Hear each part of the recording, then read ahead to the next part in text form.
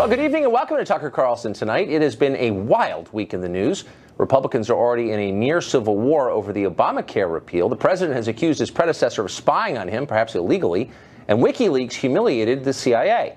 All these headlines have overshadowed a bunch of other stories, one of which we're going to open with tonight.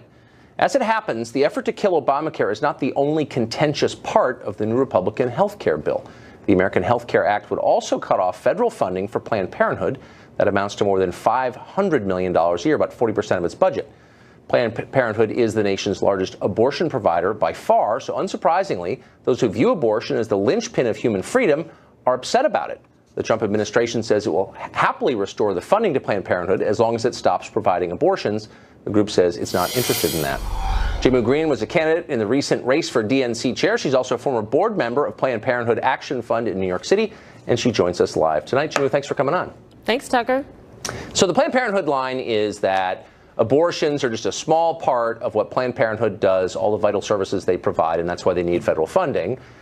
The Trump administration is saying, okay, then just don't provide abortions and you get your $500 million a year of taxpayer money. Why wouldn't they do that? If it's just a small part of what they do and the rest is so important, why not just get rid of the abortions? Well, Tucker, I think we should start with being honest with your audience that there is no such thing as a federally funded abortion.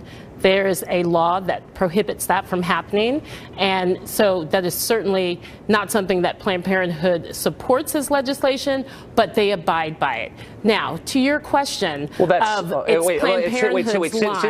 since you moved off the topic, let me just ask you a question.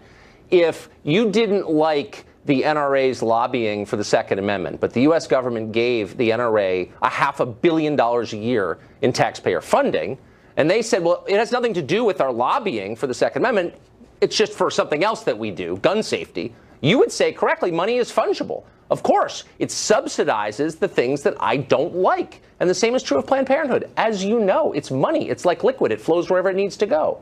You know where that money is flowing? It's flowing to cancer screenings. It's flowing to STD screenings and testing. Right.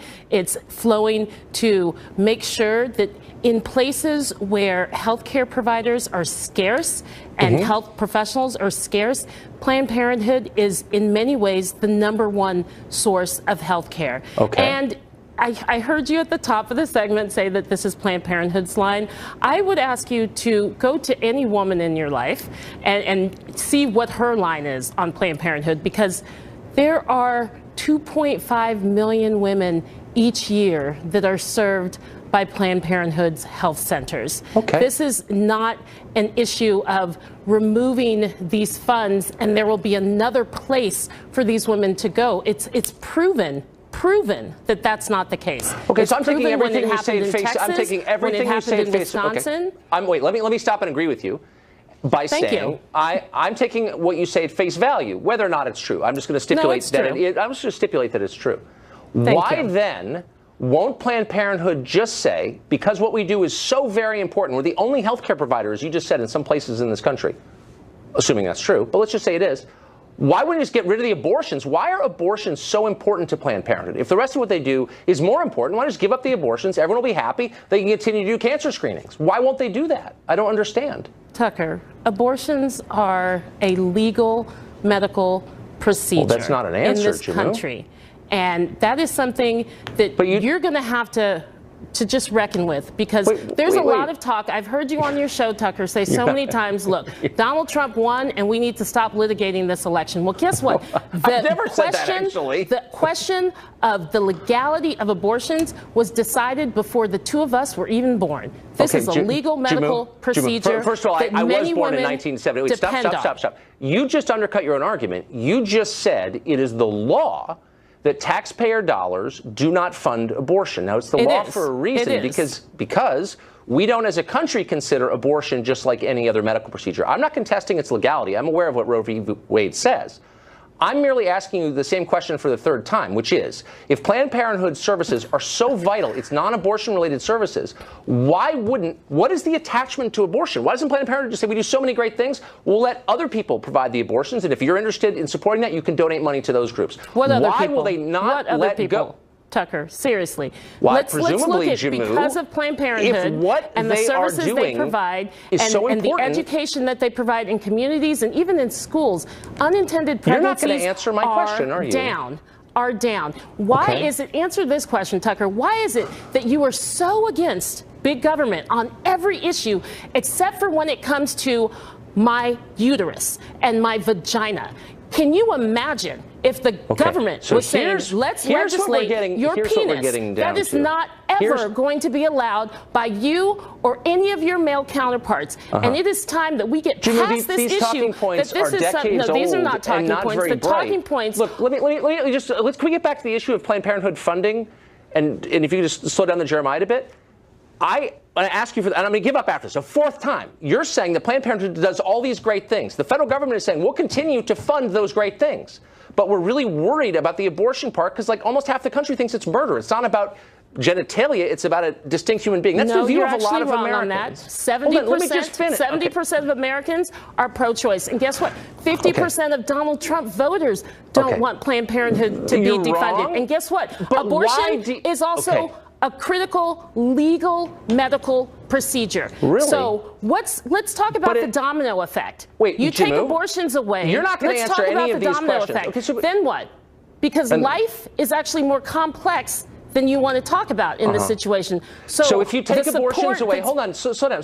Why should people who think abortion is immoral, and there are a lot of them, it's not 30%, it's much higher than that actually, it's about 50%, but it's still more than 5%. Why should those people have to see their tax dollars subsidize it? That's the question. And you're basically answering with a religious answer and saying it has to do with the autonomy of the woman. Their tax dollars are not paying for abortions. What is the problem? You know Why what not their tax dollars are paying for? They're paying for low-income women to be able to go into a health center in a community that has no other health center available to them within hundreds of miles so that they can get a breast cancer screening. Oh, really? A mammogram? How many mammograms do they get? Wait, stop. And this is not only women. This is men. How many?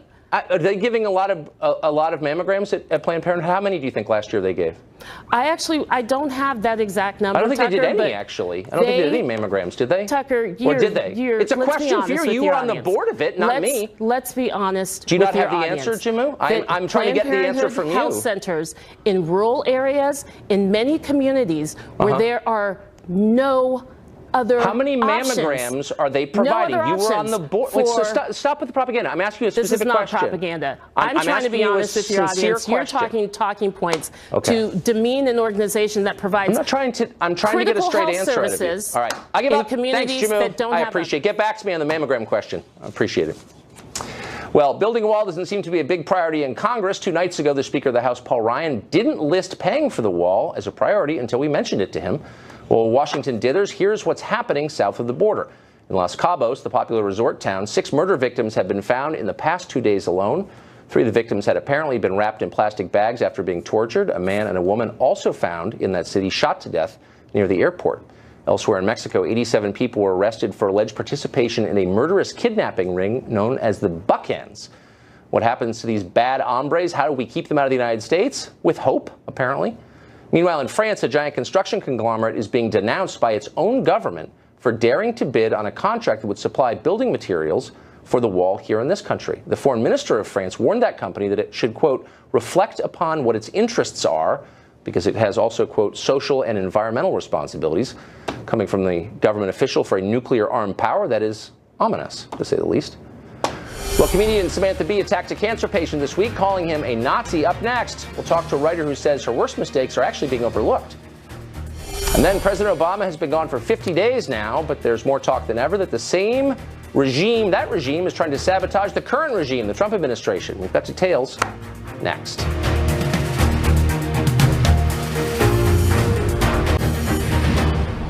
Comedian Samantha Bee is having a pretty tough week. During the Wednesday night episode of her show Full Frontal, she told this joke. Watch.